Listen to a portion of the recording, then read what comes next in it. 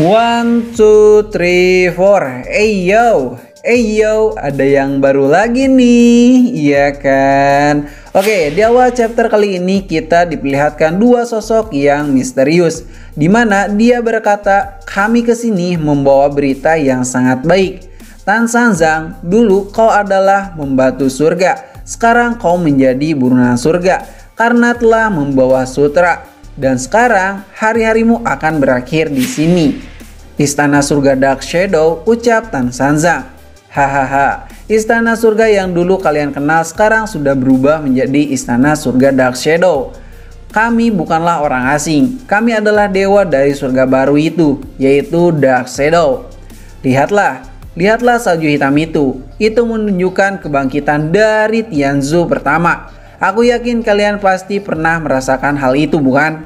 Dan dia adalah dewa kuno, ayah dari Dark Shadow. Jika kalian meneruskan perjalanan ke barat dengan sutra, akan banyak sekali rintangan yang akan kalian hadapi di sana. Apa itu yang kalian inginkan? Bukankah semua orang ingin hidup damai dan bahagia?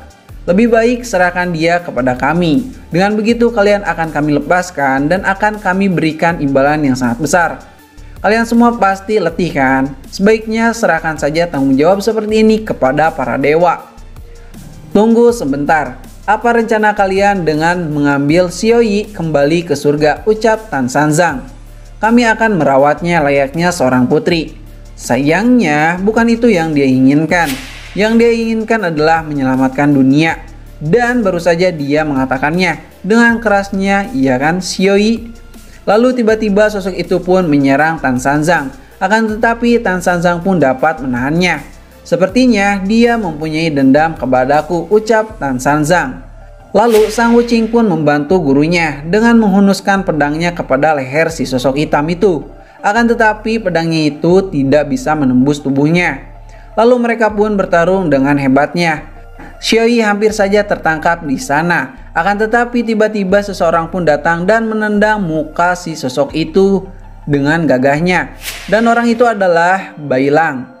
Sepertinya kita pernah bertemu, ucap Bailang. Dan sosok itu pun berkata, kau kira aku sudah mati saat kau bakar aku hidup-hidup begitu saja? Ternyata benar, dia itu adalah si om yang naik anjing.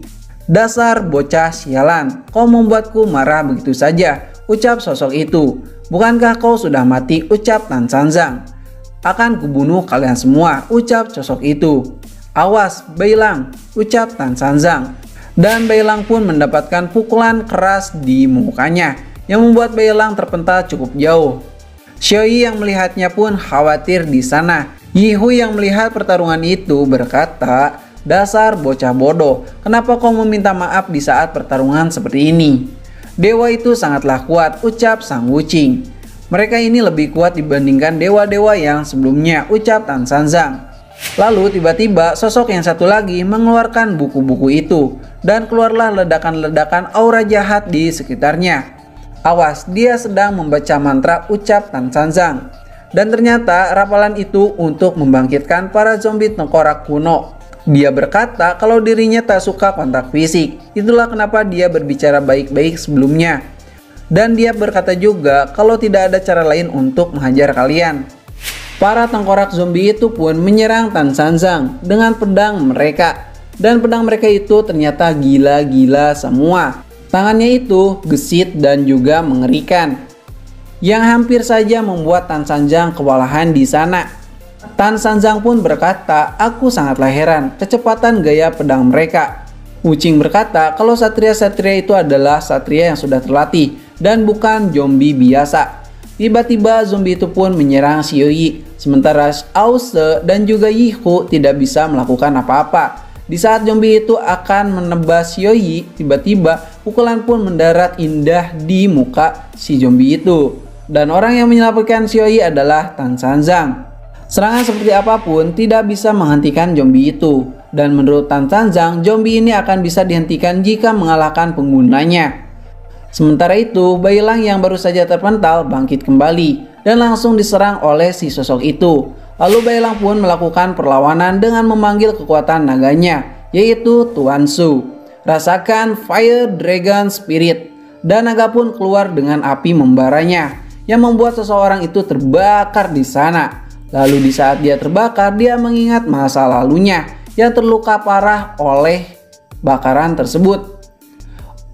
Dan pada saat itu dia dihampiri dengan sosok yang misterius dan jadilah dia Dark Shadow. Lalu ternyata sosok itu sekarang sudah kebal dengan api. Dia berkata, trik seperti ini tidak akan berpengaruh lagi kepadaku, Bailang. Lalu di saat momen itu dia mencengkeram muka Bailang dan membantingnya dengan keras ke tanah, serta akan mengakhirinya dengan satu serangan yang mematikan, yang membuat Tan Sanzang khawatir di sana. Dan secara tiba-tiba serangan itu pun tertahan oleh seseorang. Dan kira-kira siapakah orang itu? Oke, mungkin itu aja teman-teman untuk video kali ini. Terima kasih sudah nonton channel ini. Like aja jika kalian suka, dislike aja jika kalian tidak suka. Kami Ceritain pamit dan sampai jumpa di next video. Bye-bye.